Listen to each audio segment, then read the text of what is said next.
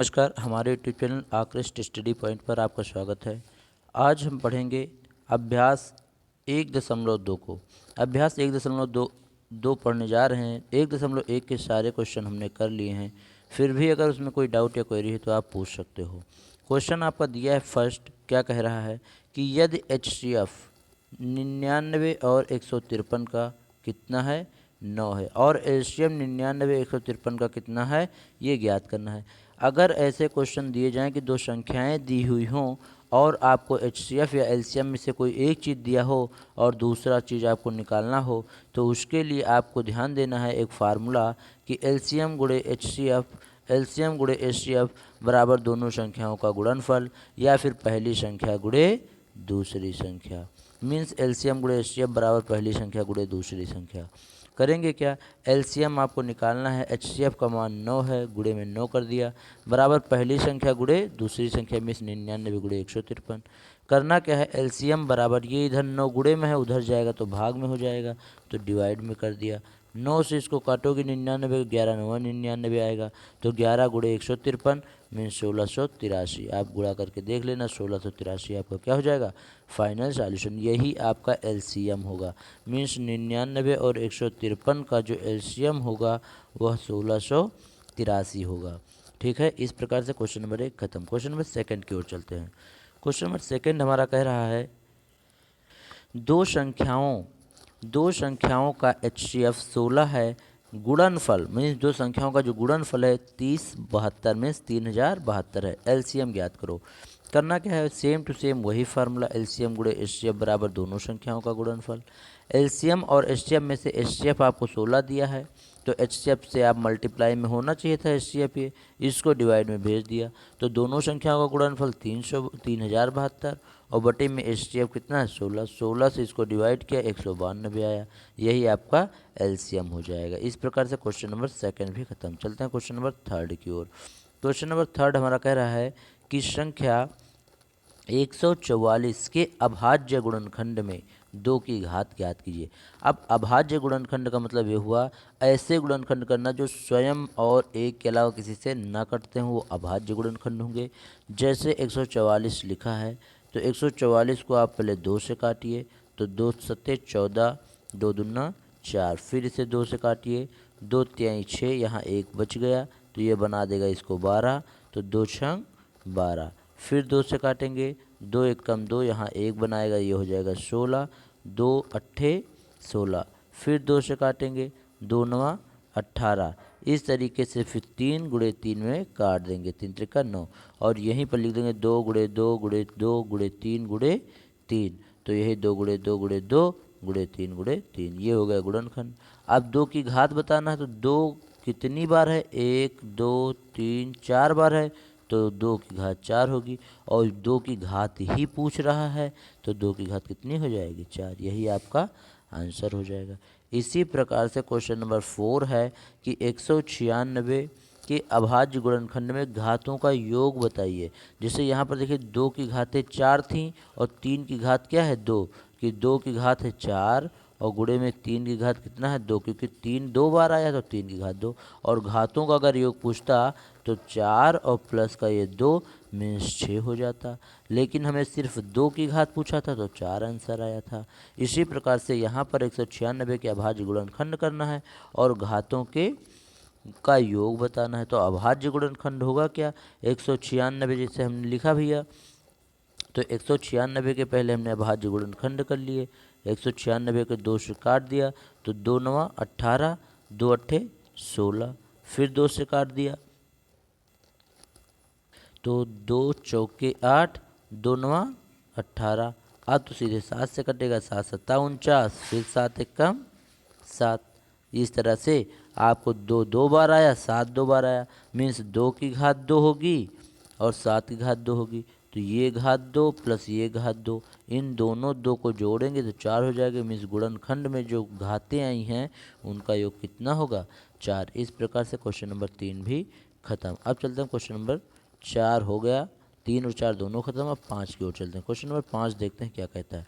यदि एक संख्या a है और दूसरी संख्या 18 है और इन दोनों संख्याओं का LCM 36 और HCF 2 है, तो a का मान कोई दिक्कत नहीं, एलसीएम गुणे एचसीएफ बराबर पहली संख्या गुणे दूसरी संख्या होती है।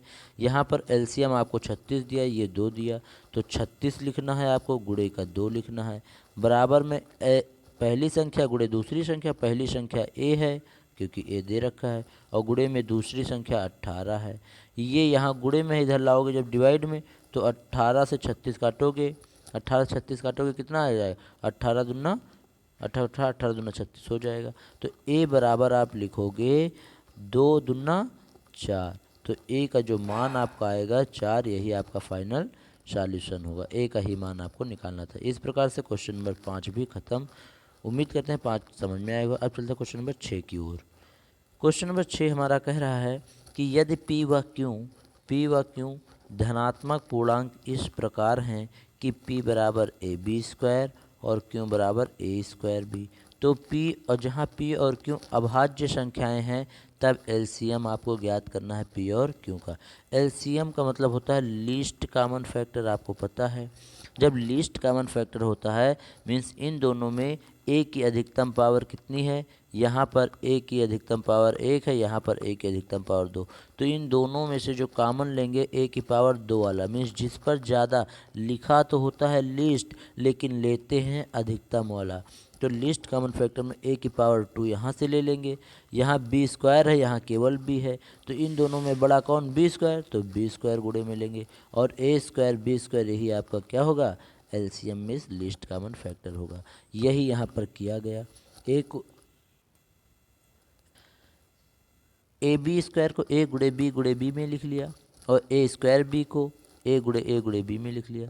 अब अधिकतम कॉमन क्या है, यहाँ पर ए कॉमन है तो ए लिख लिया, फिर यहाँ पर बी कॉमन है तो बी लिख लिया, बाकी ए और बी कॉमन के अलावा जो भी बचता वो भी गुणे में लिख लिया जाता, तो ए गुणे बी और बच गया। तो इस तरह से ए स्क्वायर बना और बी स्क्वायर बना, ए स्क्वायर बी स्क्वायर आपका क्या हो जाएगा, एलसीएम हो जाएगा। इस प्रकार से क्वेश्चन नंबर 6 भी खत्म। चलते हैं क्वेश्चन नंबर 7 की ओर। क्वेश्चन नंबर 7 हमारा कह रहा है वह न्यूनतम संख्या ज्ञात कीजिए जो 1 व 10 तथा इनके बीच की सभी प्राकृतिक संख्याओं से विभाजित है। देखिए 1 व 10 तथा इनके बीच जितनी भी संख्या हैं उन सभी प्राकृतिक संख्याओं से विभाजित है, तो इसका मतलब 1 से लेकर 10 तक की सारी संख्याएं लिखो और उनका अभाज्य गुणनखंड करो, और अभाज्य गुणनखंड करने के बाद उनका एचसीएफ नहीं एलसीएम निकालो। लीस्ट कॉमन फैक्टर मीन्स निम्नतम है तो लीस्ट कॉमन फैक्टर निकालना है।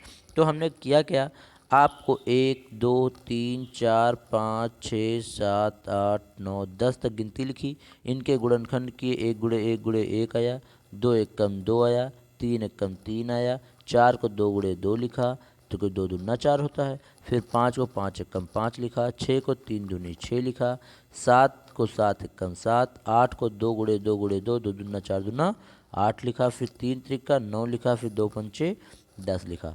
अब इन सभी से देखते हैं अधिकतम हमारा लीस्ट कॉमन फैक्टर कितना है। तो आपको हमने बता रखा है कि जो भी पावर्स ज़्यादा से ज़्यादा होती हैं वही ले ली जाती हैं। जैसे यहाँ अगर 1 का देखा जाए तो 1 ही है अधिकतम पावर, 1 की पावर 3 है, तो 1 की पावर 3, 1 पर 1 की पावर 3 चाहे 4 कुछ भी करो 1 ही आएगा, तो एलसीएम में 1 हो गया। अब यहाँ 2 पर अधिकतम पावर 1 ही है, 2 एकम 2 है, और यहाँ 4 पर देखें तो 2 की पावर 2 है, 8 पर देखें 2 की पावर 3 है, तो 2 के लिए अधिकतम क्या है, 2 की पावर 3, यही ले लिया जाएगा। इतने एलसीएम के अंतर्गत ये 2 आ गए। फिर 3 में देखेंगे तो 3 की पावर यहाँ 1 है, लेकिन यहाँ पर 3 त्रिका 9, 3 की पावर 2 है, ठीक है। और 6 में देखेंगे तो 3 और 2 हैं, तो इसका मतलब इतने में से अगर एलसीएम देखा जाए तो 3 की पावर अधिकतम कितना है, 2 है। 3 की पावर अधिकतम कितना है, 2 है। अब इतना भी हो गया। अब बचा यहाँ पर कौन, 5 की पावर यहाँ 1 है, लेकिन यहाँ भी 5 की पावर 1 ही है। 2 तो ले लिया जा चुका है ना अधिकतम 3 बार, इसलिए 2 तो जोड़ेंगे नहीं, केवल 5 ही देखेंगे। तो 5 की अधिकतम पावर यहाँ 1, यहाँ भी 1, तो अधिकतम 5 ही लेंगे। अब बचा कौन, 7 केवल, तो गुणे में क्या कर लो, इधर 7 कर लो, ठीक। बस इतने का मल्टीप्लाई आप कर लो, यही आपका एलसीएम कहलाएगा। क्या कहलाएगा, एलसीएम कहलाएगा। तो ये करेंगे कि 2 दूना 4 दूना 8 हो जाएगा, और 8 सत्ते 56 गुणा कर लेंगे, और 3 त्रिका 9, 9 पचे 45 गुणे में कर लेंगे। अब 45 और 54 का जब 45 और 56 का गुणा करेंगे तो 2520 आ जाएगा। इस प्रकार से ये आपका एलसीएम ज्ञात किया जाता है। मीन्स 1 से 10 तक हमने संख्याएं लिखी हैं और उन संख्याओं के अभाज्य गुणनखंड किए, गुणनखंड करके उनमें से जो कम से कम कॉमन है वो और प्लस के बाद जो भी बच जाते हैं उनका सब का मल्टीप्लाई कर लेते हैं, वही आपका एलसीएम होता है। चूँकि एलसीएम निकालने का एक मेन मोटिव यही होना चाहिए कि जो भी अधिकतम पावर हो, जैसे 2 का हम देख रहे हैं तो 2 के अधिकतम पावर इस सब में से कहाँ पर है, वही अधिकतम पावर ले ली जाती है। जैसे 10 का देख रहे हैं तो इसमें 5 गुणे 2 है, 2 तो जा ही चुका है इसके साथ, अब 5 बचा ना, तो 5 की अधिकतम पावर इन सब में से कहाँ पर है वही ले ली जाती है एलसीएम में। ठीक है, इस तरीके से एलसीएम निकाला जाता है। अब चलते हैं हम क्वेश्चन नंबर 8 की ओर, और क्वेश्चन नंबर 8 हमारा सेम टू सेम ऐसे है।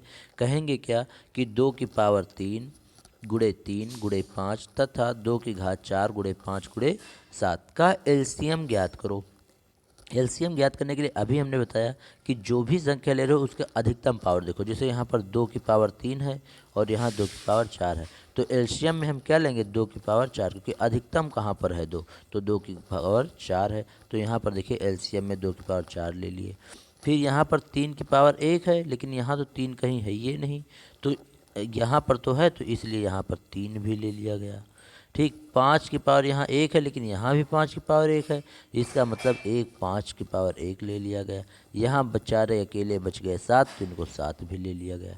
इस प्रकार से सब में से कॉमन मिल चुका। अब इन सब का मल्टीप्लाई कर लिया तो आ गया कितना 1680। भाई 2 की घात 4 का मतलब 2 गुणे 2 गुणे 2 गुणे 2, 2 दूना 4, 4 दूनी 8, 8 दूनी 16, ये हो गया 16 गुणे 5 तिहाई 5 और 3 का गुणा किया 5 तिहाई 15 और गुणे में 7।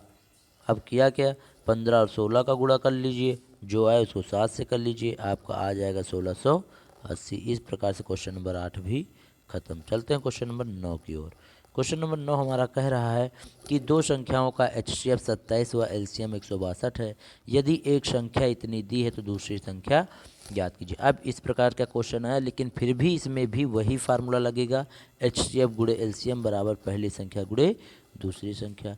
तो दूसरी संख्या आपको ज्ञात करनी है, तो इसको यहीं पर रोक लिया, ये पहली संख्या इसके डिवाइड में ले आए, तो एचसीएफ गुणे एलसीएम बटे पहली संख्या। एचसीएफ 27 है, एलसीएम 162 बटे 54।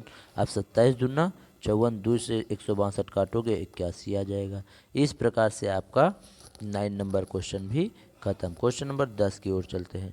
क्वेश्चन नंबर 10 हमारा कह रहा है कि दो संख्याओं का एचसीएफ व एलसीएम इतना है, मीन्स एचसीएफ 23 है, एलसीएम 1449 है। एक संख्या हमें दे रखी है 161, तो दूसरी संख्या आपको ज्ञात करना है। तो कैसे आप ज्ञात करोगे, सेम टू सेम यही फार्मूला लगाएंगे हम, एचसीएफ गुणे एलसीएम बराबर पहली संख्या गुणे दूसरी संख्या। ठीक है, तो करेंगे क्या, इसी फार्मूले में हमने इनको पुट कर दिया, एचसीएफ गुणे एलसीएम बराबर पहली संख्या गुणे दूसरी संख्या में। दूसरी संख्या हमें ज्ञात करनी है, तो इसको इधर रोक लिया, बाकी इन दोनों के नीचे इसको भेज दिया। तो एचसीएफ गुणे एलसीएम 23 गुणे 1449 और बट्टे का 161। इस 23 से जब 161 को काटोगे तो कितनी बार में कट जाएगा, 7 बार में, क्योंकि 7 त्रिक 21 और 7 दूनी 14 2 16, 7 बार में कट गया। 7 से जब 1449 को काटोगे तो 7 दूनी 14, जीरो लगा के 7 7 49, मतलब 207 बार में कट जाएगा। इस प्रकार से दूसरी संख्या आपकी 207 हो जाएगी। चलते हैं क्वेश्चन नंबर 11 की ओर। क्वेश्चन नंबर 11 हमारा कह रहा है कि सिद्ध कीजिए कि √3 एक अपरिमेय संख्या है। देखिए, आपको जब अपरिमेय सिद्ध करना हो तो आपको मानना होगा इसका उल्टा, मीन्स ये मानिएगा कि यह माना कि एक परिमेय संख्या है और अपनी ही बात को आपको गलत ठहराना है कि नहीं, जो हमने माना था यह परिमेय संख्या है, यह बात गलत है, ये है क्या, अपरिमेय ही है। लेकिन ऐसा सिद्ध करने के लिए आपको परिमेय संख्या की परिभाषा आना चाहिए। माना अच्छा, परिमेय संख्या की परिभाषा आना चाहिए, इसका मतलब परिमेय संख्या की परिभाषा क्या होती है। परिमेय संख्या क्या होती है कि ऐसी संख्याएं जिससे हम क्या कर सकते हैं, परिमेय संख्या मतलब ऐसी संख्या जिसे हम p बटे q के रूप में लिख सकते हैं, लेकिन p और q दोनों सह अभाज्य होनी चाहिए। सह अभाज्य का मतलब इन दोनों का जो HCF आना चाहिए वो अधिकतम 1 होना चाहिए। इन दोनों में जो कॉमन वैल्यू मिले वो 1 मिले, इसके अलावा और कोई नहीं मिलनी चाहिए। अगर इसके अलावा मान लीजिए 1 के अलावा और कुछ मिल जाता है तो यह संख्या p बटे q परिमेय नहीं कहलाएगी, फिर ये क्या कहलाएगी? अपरिमेय संख्या कहलाएगी। और यही हमें सिद्ध करना कि इन दोनों में कॉमन दिखाना है एक से कुछ ज़्यादा। जैसे एक से ज़्यादा इसमें कॉमन मिल जाए, p का भी गुणनखंड एक से ज़्यादा हो, q का भी गुणनखंड एक से ज़्यादा मिल जाए और वह संख्या सेम हो इन दोनों में, तब यह हम सिद्ध कर देंगे कि अतः हमने जो माना था कि यह एक परिमेय संख्या जो कि गलत है, तो ये है क्या? यह अपरिमेय संख्या ही है। चलिए देखते हैं कैसे करते हैं। माना √3 एक परिमेय संख्या है। अगर परिमेय है तो ये p बटे q के रूप में लिख सकते हैं। तो p बटे q बराबर √3, जहाँ p और q अभाज्य होनी चाहिए, अर्थात कोई भी संख्या एक के अतिरिक्त ऐसा नहीं है जो इन दोनों को काट सकती है या फिर इन दोनों में उभयनिष्ठ है। अतः दोनों पक्षों का वर्ग करने पर ये स्क्वायर करेंगे तो रूट केवल हटेगा। रूट के अंदर कोई भी संख्या हो, अगर उसका वर्ग किया जाता है तो केवल और केवल ये रूट हटता है, बाकी संख्या वैसे लिख दी जाती है। तो यहाँ पर स्क्वायर किया 3 आ गया, इन दोनों का स्क्वायर तो p स्क्वायर बटे q स्क्वायर। अब ये q स्क्वायर इसके साथ गुणा कर दिए, p अकेले रह गया, तो p बराबर 3q स्क्वायर। ऐसा लिखा जिससे मान लीजिए 4 लिखे, 4 को लिख सकते हैं 2 गुणे 2। इसका मतलब ये जो 2 है, ये 2 इस 4 को डिवाइड करेगा, और जब ये 2 4 को डिवाइड करेगा तो क्या इसके रूट को डिवाइड नहीं करेगा? मीन्स इसका रूट 2 आएगा। क्या 2 को 2 डिवाइड नहीं करेगा? बिल्कुल करेगा। इसी प्रकार से हमने अगर 6 ले लिया और 6 को लिख दिया 2 गुणे 3 में, तो ये 2 जब 6 को डिवाइड करेगा, या फिर और अन्य 9 ले लिया, अगर ये 3 9 को डिवाइड करेगा तो क्या इसके रूट 3 को डिवाइड नहीं करेगा? बिल्कुल करेगा। इसका मतलब ये है कि अगर ये 3 देखें और ये बोलें कि ये p स्क्वायर को डिवाइड करेगा, तो क्या 3 इस p स्क्वायर के रूट अर्थात p को क्या डिवाइड नहीं करेगा? बिल्कुल करेगा। अर्थात हम कहना क्या चाहते हैं कि 3 जो है p स्क्वायर को विभाजित करता है, इसलिए 3 p को भी विभाजित करेगा। अब जब ये इसको विभाजित करता है तो p को भी विभाजित करेगा। इसका मतलब ये हुआ कि अब ये जो है 3 इसका गुणनखंड है। ठीक, तो हम मान लेंगे p के बराबर, दोबारा मानेंगे p बराबर 3 और r मान लेंगे। r की जगह आप कोई भी संख्या ले सकते हो, चाहे ABCD ले लो या 1 2 3 4 ऐसे कोई भी संख्या या कोई भी वर्ड आप ले सकते हो। बहरहाल ये क्या होता है? अचर नहीं होता है, ये चर होता है और बदलता रहता है मान। चर और अचर आप समझते होंगे। चर का मतलब जो क्या हो, बदलते रहते हो मान, और अचर का मतलब कोई बदलता ना हो। जैसे x का मान हमेशा क्या है, मैथ्स में बदलता रहता है समय समय पर, लेकिन क्या एक कभी 1 की जगह 104 कोई पढ़ेगा? 5 लिखा तो क्या है 5 कोई 6 पढ़ लेगा? नहीं पढ़ेगा। इसका मतलब ये अचर वैल्यू है लेकिन ये चर वैल्यू है। तो क्या होगा, 3r मानेंगे। इसका मतलब 3 तो एक चर वैल्यू है, लेकिन 3 तो एक अचर वैल्यू है, लेकिन 4 r क्या है, एक चर वैल्यू है। तो अचर और चर का मल्टीप्लाई करेंगे तो अचर में तो आप निश्चित लोगे, लेकिन चर वाला कोई भी ले सकते हो। पुनः दोनों पक्षों का जब वर्ग करेंगे तो p स्क्वायर बराबर 3 3 जा 9 होगा और r का r स्क्वायर हो जाएगा। अब यहाँ फ़ायदा क्या मिलेगा? फ़ायदा आपका ये होगा कि आप जो है यहाँ जो p स्क्वायर की वैल्यू है एक समीकरण से, ये वाली p स्क्वायर की जगह पर 3q स्क्वायर यहाँ पर रख सकते हो। तो इसकी जगह पर 3q स्क्वायर रखा बराबर 9r, ये ऐसे रखा है। अब इस 3 से इस 9 को काटोगे, 3 त्रिक 9, तो 3r स्क्वायर बराबर q स्क्वायर आया। देखिए वहाँ पर p स्क्वायर बराबर आया था 3q स्क्वायर, तो 3p स्क्वायर का गुणन था। इसी प्रकार से q स्क्वायर बराबर 3r स्क्वायर आया, तो 3 जो है यहाँ पर ये q स्क्वायर का गुणनखंड है। अर्थात 3q स्क्वायर को विभाजित करता है तो 3q को भी विभाजित करेगा। अब आपको ध्यान ये देना है कि p का भी गुणनखंड 3 है, q का भी गुणनखंड 3 है। इसका मतलब p और q दोनों में कॉमन गुणनखंड कितना है? 3। और ये परिभाषा परिमेय संख्या की ये कहती है कि दोनों में कॉमन अधिकतम 1 होना चाहिए, इससे ज़्यादा नहीं होना चाहिए। अगर इससे ज़्यादा है तो वो परिमेय संख्या का पालन नहीं कर रही है पूर्णतः। इसका मतलब समीकरण ए व बी स्पष्ट कर रहा है कि 3 पी व क्यू दोनों को विभाजित करता है, जबकि हमने माना था कि पी व क्यू सह अभाज्य संख्याएं हैं, अर्थात हमारा विरोधाभास हो रहा है। इसलिए विरोधाभास नियम से हमारा माना गया कथन गलत है। अर्थात हमने माना था ये √3 एक क्या है, परिमेय संख्या है, जो कि गलत है। अतः √3 क्या है, √3 एक अपरिमेय संख्या है। क्या है, अपरिमेय संख्या है। इस प्रकार से क्वेश्चन नंबर 11 आपका खत्म। चलते हैं क्वेश्चन नंबर 12 की ओर। क्वेश्चन नंबर 12 हमारा कह रहा है कि संख्या 20,570 का अभाज्य गुणनखंड कीजिए। अभाज्य गुणनखंड का मतलब ऐसी संख्याओं से काटना जो वह स्वयं और एक के अलावा किसी से ना करती हो। पहले इसमें लास्ट में 0 पाया तो इसे 2 से काट दिया, 10,285 बार में कट गया। फिर लास्ट में 5 मिला, इसका मतलब इसको हमने 5 से काट दिया, 2057 मिला। अब इसको देखेंगे, ये 2 से तो कट नहीं रहा क्योंकि लास्ट में सम संख्या नहीं है। 3 से कटेगा नहीं क्योंकि 2, 5 और 7 को जोड़ोगे तो 3 से कटने वाली संख्या नहीं मिल रही। 4 से कटेगा नहीं क्योंकि लास्ट के 2 अंक 4 से कटने वाले नहीं हैं। 5 से भी नहीं कटेगा क्योंकि लास्ट में 5 या 0 नहीं है। 6 से नहीं कटेगा क्योंकि ये 2 और 3 से नहीं कट रहा। ठीक है, 7 से भी नहीं कटेगा, 8 से भी नहीं कटेगा, 9 से भी नहीं कटेगा, 10 से भी नहीं। अब देखते हैं हम इसको 11 से काट के। 11 से जब काटेंगे, 11 से काटने का नियम क्या है, पहली और तीसरी अंक को जोड़ लेते हैं तो 5 और 2 को जोड़े 7 हुआ, और माइनस कर देते हैं तीसरे और चौथे अंक को जोड़कर, तो तीसरे अंक में है दूसरे और चौथे में, दूसरे में है 0, चौथे में है 7। 7 और 0 को जोड़ोगे तो 7 ही आएगा। अब इससे इसको घटाओगे, 0 और 0 किससे कट रहा है, 11 से कट रहा है।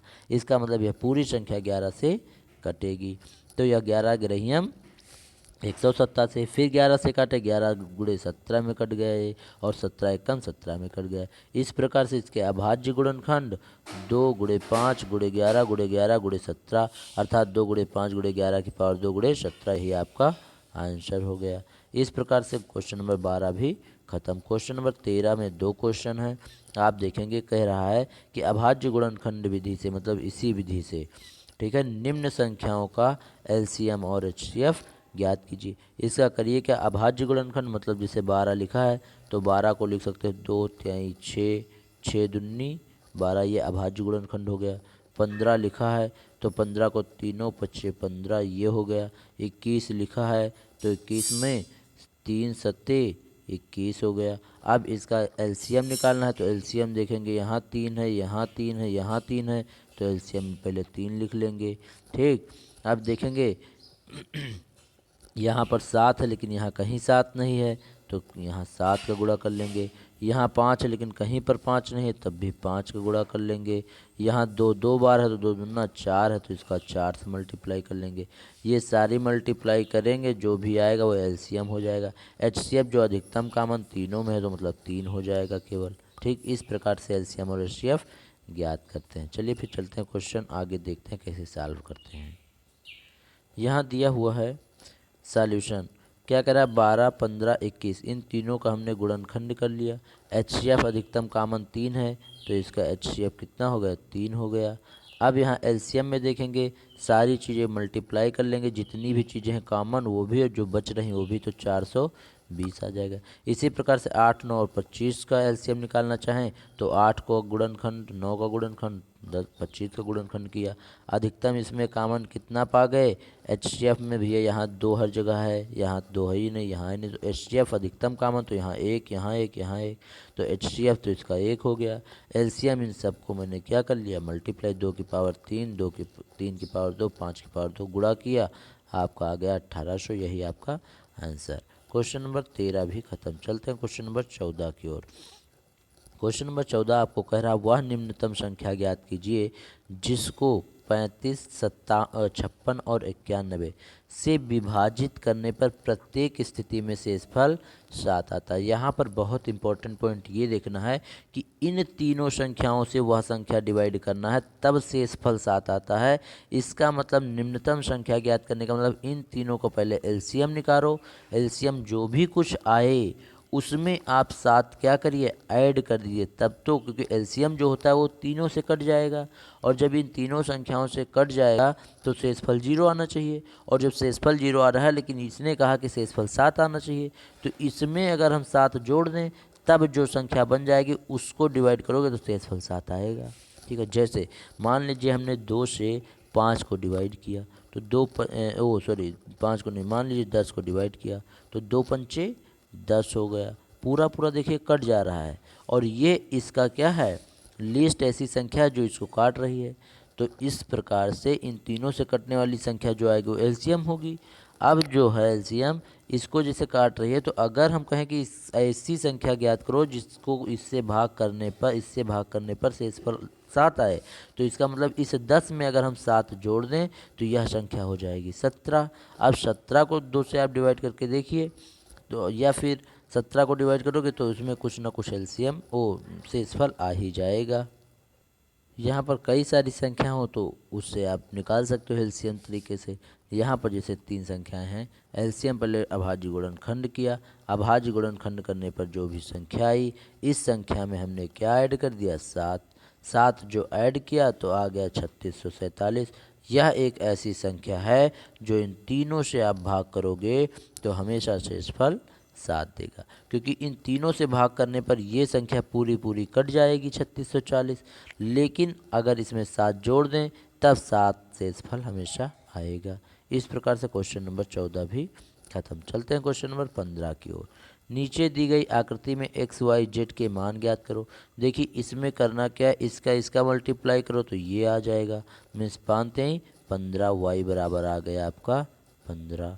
ठीक है, इन दोनों का मल्टीप्लाई करो तो ये आना चाहिए, तो इसका मल्टीप्लाई 7 से कितने का मल्टीप्लाई करो 14 आ जाए, तो 7 दूनी 14, इसका मतलब जेड बराबर कितना है, 2 है। 7 दूनी 14, जेड बराबर कितना है, 2 है। इसी प्रकार से y आपका 15 आ गया है, तो y और 14 का मल्टीप्लाई करो तो x आना चाहिए, तो y कितना है, 15 है, और गुणे में 14 है, तो 14 और 15 का गुणा कर लो, जो आएगा वो x हो जाएगा। तो 14 15 का मल्टीप्लाई करोगे तो 210 आएगा, x बराबर 210 हो जाएगा। इस प्रकार से क्वेश्चन नंबर 15 भी खत्म। चलते हैं क्वेश्चन नंबर 16 की ओर।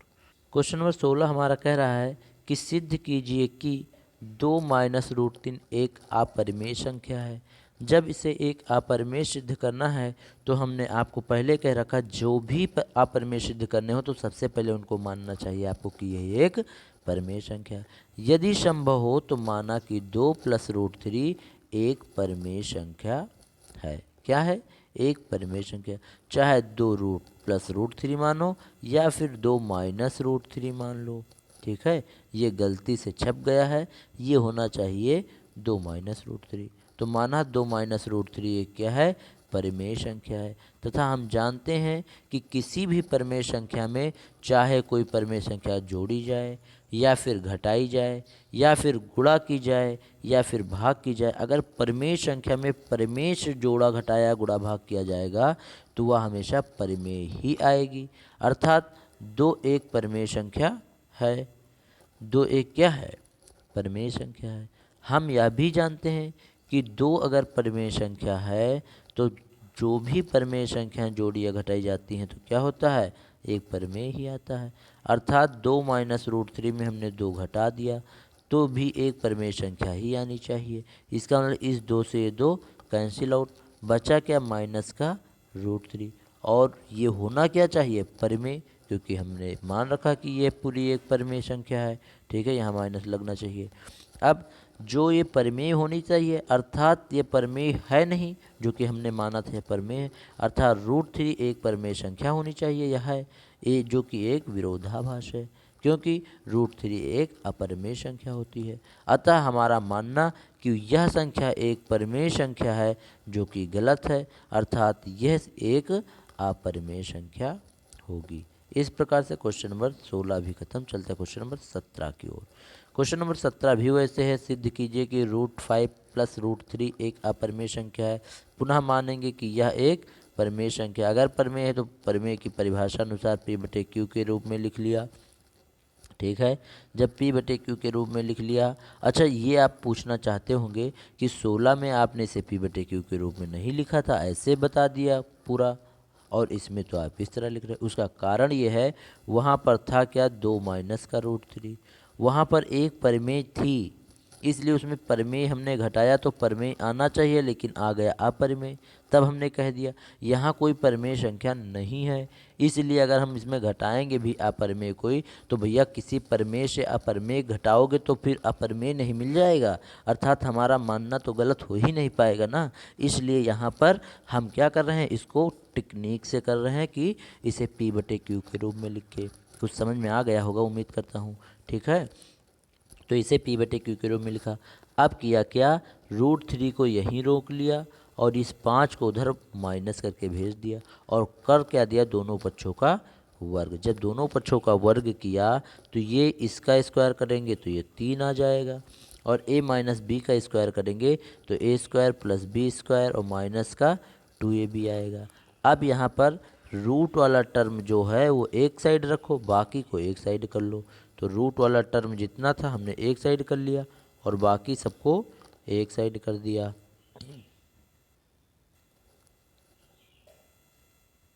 ठीक, अब ये रूट वाला टर्म हमने इधर रोक लिया, बाकी इन सारे को जोड़ घटा के इस तरह कर दिया।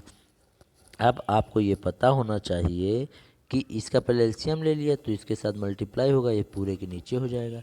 अब आपको ये पता होना चाहिए, यहाँ से पी क्यू जो था वो भी हमने इधर भेज दिया। भैया क्यू आएगा ऊपर मल्टीप्लाई, पी आएगा नीचे मल्टीप्लाई, और 2√5 ऐसे रहेगा। यहाँ से 2 भी परिमेय संख्या है तो 2 भी उधर भेज दो, तो जैसे 2 भी भेज दिया तब √5 के बराबर में हमें ये मिल गया। भैया 2 इधर डिवाइडेशन में आ जाएगा नीचे। ठीक, तो अब तो देखिए परिमेय संख्या में, क्योंकि पी और क्यू क्या माने थे, परिमेय, तो नीचे मतलब एक साइड में आपको सारा का सारा परिमेय मिल गया, और जब भी एक साइड परिमेय हो तो दूसरी साइड भी बराबर में परिमेय ही होती, क्योंकि बराबरी तभी हो सकती है जब आप उसके लेवल के हो, तभी बराबरी हो सकती है, अन्यथा बराबरी कहाँ हो पाएगी। तो यहाँ पर ये हुआ कि जब मेरा एक साइड मीन्स RHS परिमेय है तो निश्चित है कि √5 जो इस LHS में है वो भी परिमेय होना चाहिए, या फिर वो भी परिमेय है, लेकिन जो कि विरोधाभास है, अर्थात ये तो परिमेय है नहीं, और जबकि ये परिमेय है। परिमेय कभी अपरिमेय के बराबर नहीं हो सकता। इसका मतलब हमारा मानना कि जो ये था परिमेय, ये परिमेय नहीं है, मीन्स √5 और √3 एक परिमेय नहीं है, फिर वो है क्या, अपरिमेय। यही कहा गया कि √5 भी एक परिमेय संख्या होगी, चूंकि ये पूरी संख्या क्या है, परिमेय है, जो कि विरोधाभास है। अतः √5 प्लस √3 एक परिमेय संख्या नहीं है, फिर क्या है, अपरिमेय संख्या है।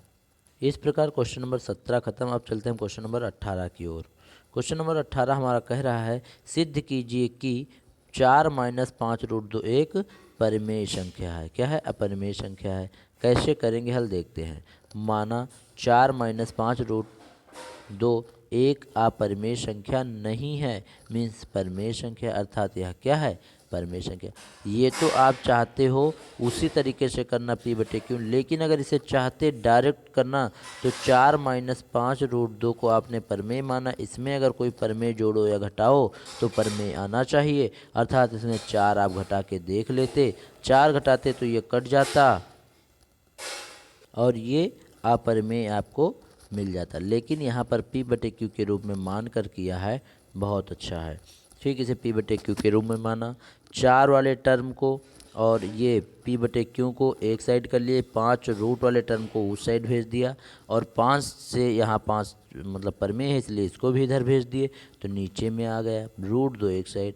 अब परिमेय में कुछ भी जोड़े घटाएं गुणा भाग करें, परिमेय आना चाहिए, मतलब LHS जो है ये परिमेय है तो इसके अनुसार ये भी परिमेय होना चाहिए, जो कि विरोधाभास है, अर्थात √2 एक परिमेय संख्या होनी चाहिए, क्योंकि ये परिमेय है जो कि एक विरोधाभास है, अतः ये संख्या पूरी क्या है, परिमेय नहीं है, क्या है, अपरिमेय संख्या है। इस प्रकार से ये सिद्ध हो गया। आप क्वेश्चन नंबर 19 की ओर चलते हैं। सेम टू सेम ऐसे ही आपको 19 के सारे क्वेश्चन करने हैं। इसमें कह रहा सिद्ध कीजिए कि ये सभी क्या हैं, अपरिमेय हैं। तो सेम टू सेम जैसे हमने ये ऊपर करके दिखाया है इसी प्रकार से ये, और 3 प्लस √2, 5 प्लस 3 √2, 4 माइनस √3 और 5 √2, ये सभी आपको दिखाना है अपरिमेय। कैसे दिखाएंगे हम, देखते हैं। क्वेश्चन नंबर 19 करा, यदि संभव हो, पहला क्वेश्चन कर रहे हैं फर्स्ट वाला, यदि संभव हो तो माना 3 + √2 एक परिमेय संख्या है तथा हम जानते हैं कि 3 एक परिमेय संख्या है तथा यह भी जानते हैं कि दो परिमेय संख्याओं का अंतर भी एक परिमेय संख्या होती है। इसलिए इसमें क्या किया, 3 घटा दिया। 3 घटाएंगे तो ये 3 से 3 कटेगा, √2 आएगा। आना चाहिए परिमेय लेकिन आ गया परिमेय, है ना। भी एक परिमेय संख्या अर्थात √2 भी एक परिमेय संख्या है, जो कि एक विरोधाभास है। भैया जब ये 3 से 3 कटा, √2 बचा, तो ये परिमेय होना चाहिए था, लेकिन हमारे विरोध में आ गया, अपरिमेय है, क्योंकि √2 एक अपरिमेय संख्या। अतः यह पूरी संख्या क्या होगी, अपरिमेय। क्वेश्चन नंबर फर्स्ट खत्म। क्वेश्चन नंबर सेकंड की ओर चलते हैं। यदि संभव हो तो माना 5 + 3√2 एक अपरिमेय संख्या नहीं है, मीन्स परिमेय संख्या है, तब परिमेय संख्या की परिभाषा से P/Q के रूप में लिखेंगे। ध्यान ये देना, आप ये सोच रहे होंगे इसमें आपने ऐसे नॉर्मल में बता दिया, इसमें फिर आप P/Q मान रहे हो, तो यहाँ पर इस अपरिमेय के साथ में एक परिमेय गुणे में है, इसलिए ऐसा किया जा रहा है। अन्यथा इसी तरह ये भी कर सकते थे। अगर यहाँ पर ये 5 प्लस का √2 होता, 5 + √2 होता, या 3√2 ना होता, तो आप इसी तरह कर सकते थे। यहाँ पर 5 घटाते, इससे कट जाता, √2 बचता और ये बता देते ये अपरिमेय है। ध्यान रहेगा, ठीक है। तो परिभाषा अनुसार क्या कहेंगे, परिभाषा अनुसार ये आपको बताना होगा कि यह P/Q के रूप में है। अब रूट वाला टर्म यहाँ रोकना है, बाकी सब को इस साइड भेज देना है। तो यहाँ पर ये 5 उधर माइनस में कर दिए, फिर ये 3 गुणे का था उधर भेज दिए, भाग में हो गया, तो ये नीचे हो गया।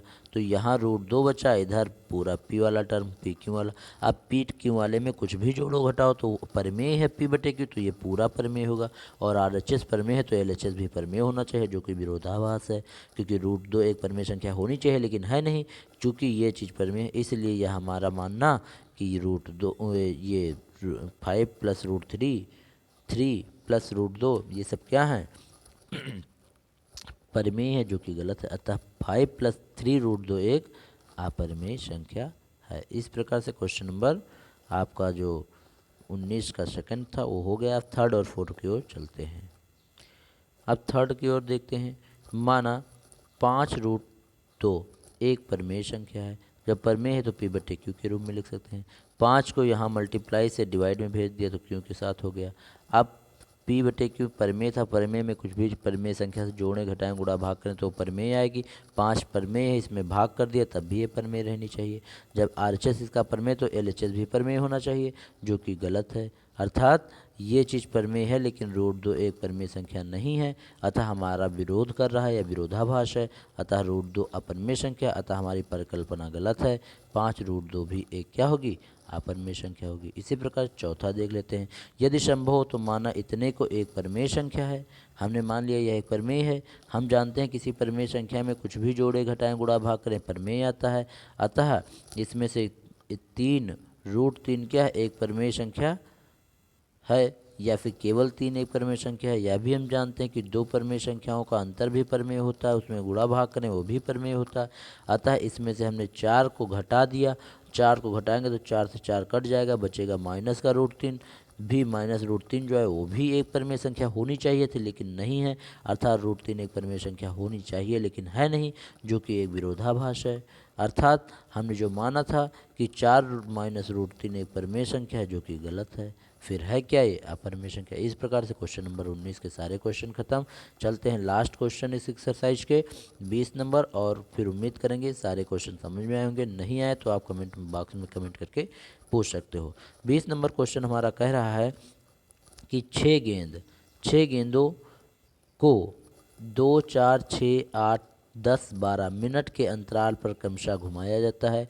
30 घंटे में कितनी बार वे एक साथ घूमेंगी, कितनी बार, तो कम से कम आपको इसका एलसीएम ज्ञात करना है।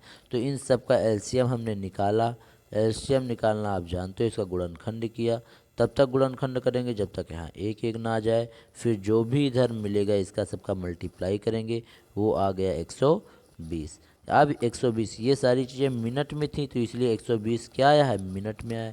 इसको घंटे में बदलने के लिए आपको 60 से डिवाइड करना होगा। तो 120/60 करोगे तो 6 दूनी 12 मीन्स 2 घंटा आया। मीन्स 2 घंटे के अंतराल पर ये क्या है, बार बार घूमती हैं। 6 गेंदों को 2-2 घंटों के अंतराल पर क्या करना होता है, घुमाया जाता है। अब 30 घंटे में वो कितनी बार एक साथ घूमेंगी, तो एक साथ घुमाने के लिए आप करो क्या, 30/2 कर दो और प्लस का 1 कर दो।